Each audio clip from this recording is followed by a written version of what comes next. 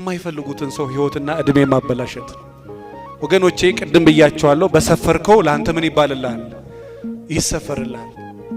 በተለይ ሴቶች ሆናችሁ የማትፈልጉትን ሰው ህይወት የምታመሰቃቀሉ ሰዎች ያው እንትን የተዘራዘር ነውና ይበቅላል። ኖርኩ ስትይ ደግሞ እግዚአብሔር ይዞት ይመጣል። ማትፈልጊውን ሰው አልፈልግም ይቻላል አይቻልም።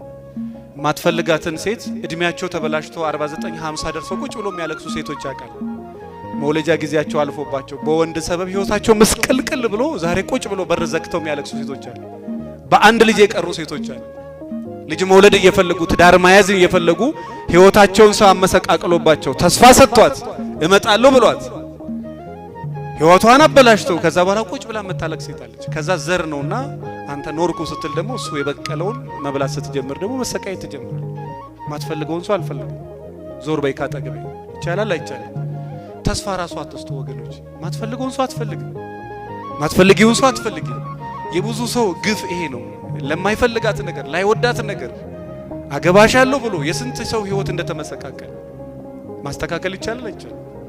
ስለዚህ እኔ ነገ እግዚአብሔር እንዲበቀለኝ አልፈልግም የምትሉ ሰዎች የማትፈልጉትን ሰው ባታወሩ ጥሩ።